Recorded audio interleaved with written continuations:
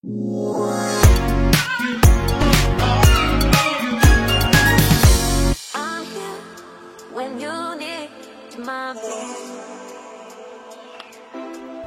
YouTube, kita berjumpa kembali di Furasobi Channel. Pada episode kali ini mengakhiri tahun 2023, saya akan lakukan unboxing dan juga nanti test run ya untuk kit KW terbaru berikut ini guys. Nah, ini ada Grade Magnum R ya dari Jiepin. Nah, kalau kalian lihat nih, ini baru rilis dan juga cukup menghebohkan kemarin ya, karena ini merek baru dan ini dia nggak nanggung-nanggung, sekalinya keluar dia langsung ngeluarin FMA chassis. Ada 3 tipe. Yang pertama adalah Grade Magnum R berikut ini, lalu ada juga Cosmosonic yang akan saya review berikutnya, dan ada juga Broken G yang sudah habis pasaran, tapi saya dapat pinjaman dari kawan saya Mas Kurnia. Nanti akan saya lakukan quick review juga guys. Nah, kita akan lihat dulu untuk kemasannya seperti ini ya. Jadi ini dusnya cukup bongsor kalau saya bilang, dengan karton yang cukup tebal, dan juga untuk kemasannya seperti ini dengan tampilan glossy laminated pada bagian permukaan dari dusnya. Kalau kita lihat di sini terdapat penjelasan simple aja dari kit yang akan kita dapatkan di dalam. Nah, kalau kita lihat ada keterangan produk seperti ini, cukup simple, nggak banyak keterangan yang terlalu mendetail mengenai spesifikasinya. Oke, kalau begitu kita langsung buka aja. Kita keluarin dulu untuk wadah di bagian dalamnya ya. Nah, sekarang kita coba bandingkan dengan dus original Grade Magnum R berikut ini dari Tamiya.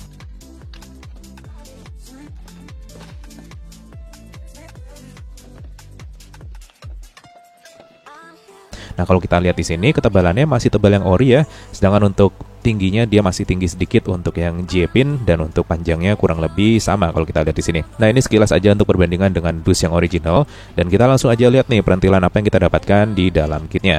Yang pertama kita keluarkan plastik seperti ini dalamnya ada beberapa runner seperti ini ya, ada body dan lain sebagainya. Yang pertama kita lihat ini ada bagian sayap dari Magnumnya seperti ini, cetakannya cukup rapi kalau saya bilang, dan ini kita lihat nanti kepresisiannya bagaimana. Sedangkan untuk velgnya ini kurang bagus kalau saya bilang dari segi warna ya. Jadi kalau kalian lihat untuk Grade Magnum R yang dari original Tamiya, itu warna hijaunya dia cukup menyala guys. Sedangkan ini dia sedikit lebih butek untuk warnanya. Tapi cetakannya bagus. Jadi kita akan lihat nanti apakah presisi atau enggak. Nah, berikutnya untuk chassisnya. Jadi Jiepin ini langsung mengusung chassis FMA seperti berikut ini. Nah, ini nggak tahu kelihatan atau enggak ya, tapi dia kalau kita lihat ini dia ngedove dengan permukaan tekstur agak sedikit ngedove atau kasar gitu ya. Ini bagus banget kalau menurut saya karena dia tidak glossy seperti pada kit original Tamiya. Nah, untuk bagian bawah dari chassisnya dia berlubang, dan untuk kita lihat kepresisiannya seperti ini, dia cukup lurus kalau kita lihat dari belakang ya, artinya chassisnya nggak pengkang guys. Nah, untuk motornya kita lihat di sini kita mendapatkan motor dengan tipikal yang sama dengan motor KW dengan tutup tabung warna hitam, dan juga ada bagian celah pada bagian tabungnya seperti ini sehingga kita bisa lihat ada lilitannya di situ guys. Nah, berikutnya kita lihat terdapat bannya. Di sini bannya kita mendapatkan ban small diameter low profile atau yang umum dikenal dengan nama ban medium. Nah, seperti ini kita lepaskan terlebih dahulu karetnya. Lalu berikutnya kita lihat untuk bodinya, ini bagus banget, cetakannya cukup gas, dan dia bahan plastiknya juga cukup tebal guys. Jadi kalau kita lihat di sini ada bagian yang nanti kita ceklekin di bagian depan ya dari bodinya, nanti kita lihat apakah presisi atau enggak. Kita balik, kita lihat pada bagian markingnya. Markingnya juga cukup tegas di sini, artinya dia tidak ada bagian misprint sama sekali. Untuk tulisannya juga cukup bagus, terbaca dengan jelas. Dan kita berikutnya bisa masuk ke back runner dari partnya. Tapi sebelumnya kita lihat terlebih dahulu untuk akarnya guys. Nah, ini akarnya seperti ini dengan bahan yang sama dengan ngedove-nya. Pada bagian chassis juga seperti ini, kurang lebih sama feel-nya.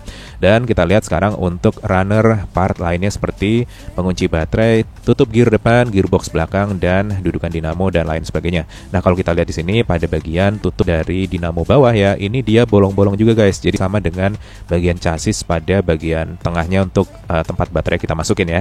Nah, seperti ini. Sedangkan untuk roller dan lain sebagainya ini kurang lebih sama dengan originalnya. Nah, kita lihat untuk berikutnya. Nah, ini kita dapat obeng kecil, ini biasanya nggak terlalu enak kalau dipakai guys. Baiklah, kalau gitu kita buka untuk part perintilan kecil yang kita dapatkan. Kita lihat di sini apa aja yang kita dapatin ya. Di sini kita buka terlebih dahulu. Untuk pertama kita dapatkan di sini adalah grease-nya, dan ini kalau kalian lihat ini unik juga nih, grease-nya bolong guys pada bagian bawahnya. Dan ini ada washer yang masuk ke dalam ini. Jadi ini memang kayaknya ada miss dari sananya ya. Jadi akan saya keluarin untuk washernya.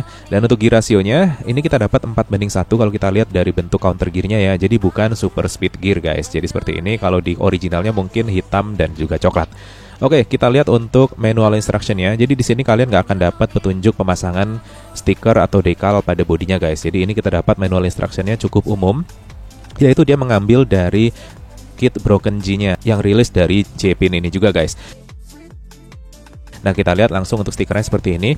Dan ini stikernya cukup bagus kalau saya bilang, dengan finishing yang dia rada-rada glossy seperti ini ya, rada-rada chrome gini, berbeda dengan kit original Tamiya yang dia warnanya cukup flat guys. Oke, kalau gitu kita langsung aja masuk ke proses perakitan chassisnya. Kita akan lepaskan semua part terlebih dahulu dari runnernya, dan setelah ini kita akan langsung aja build dan kita pasangkan baterai, lalu kita coba engine on guys.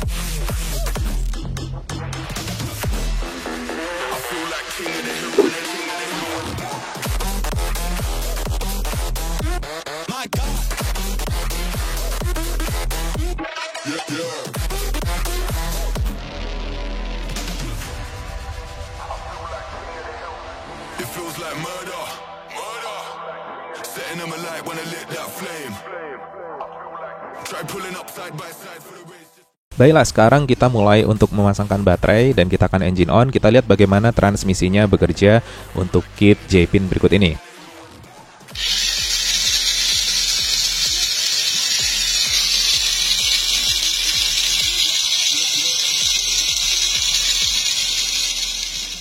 Wah, kalau kita lihat di sini rupanya kit J-pin ini dia cukup presisi guys ya. Jadi transmisinya juga cukup halus, dan kalau kalian lihat di sini dengan pemasangan seperti biasanya aja tanpa treatment khusus ya, artinya wheelsnya nggak di-balance dan sebagainya, dia cukup bagus dan cukup anteng, artinya tidak terlalu bergetar pada keempat rodanya.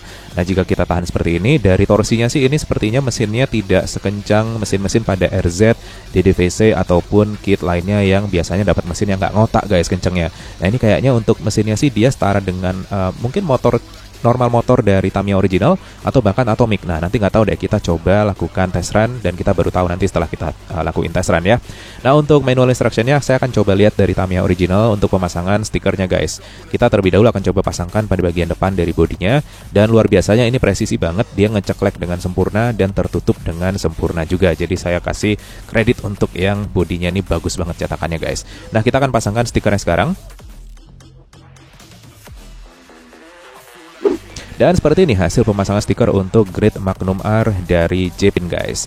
Nah, jadi kita lihat ya, hasilnya bagus banget dengan finishing dia rada-rada chrome seperti ini, berbeda dengan yang original yang dia menggunakan warna flat berwarna biru.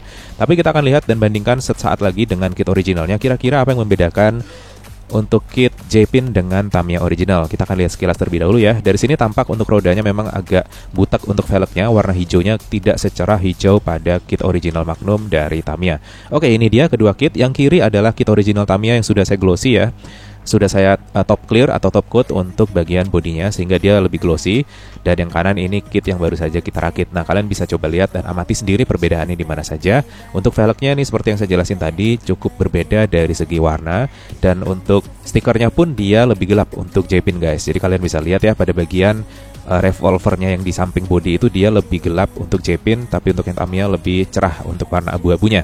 Nah, pada bagian lainnya seperti ini. Sedangkan dari segi kepresisian bodi ini kurang lebih saya bisa bandingkan cukup bagus dan sama dengan yang Tamiya original.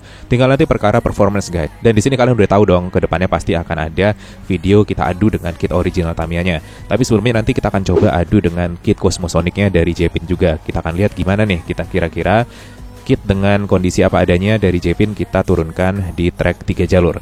Nah, jadi seperti ini secara sekilas untuk perbedaannya. Kalian bisa coba amati sendiri ya, dan kalian nilai sendiri kira-kira nih kalau kalian lebih milih tetap yang original atau yang ekstraknya guys, artinya yang J-Pin ini. Nah kalau kalian berminat, saya coba sertakan link di deskripsi untuk pembeliannya ya. Tapi nggak tahu nih karena sekarang lagi agak susah untuk stoknya. Semoga aja saya bisa kasih link yang langsung mengarah ke recommended sellernya guys. Jadi nanti kalian coba aja cek sendiri, barangkali dapat dengan harga yang bagus, langsung bungkus aja guys. So jadi ini dia untuk kedua kit perbandingannya seperti ini. Gimana kalau kalian kira-kira minat nggak dengan kit J-Pin ini? Akhirnya kita punya kit MIJ yang murah guys, alias made in J-Pin, bukan made in Japan ya.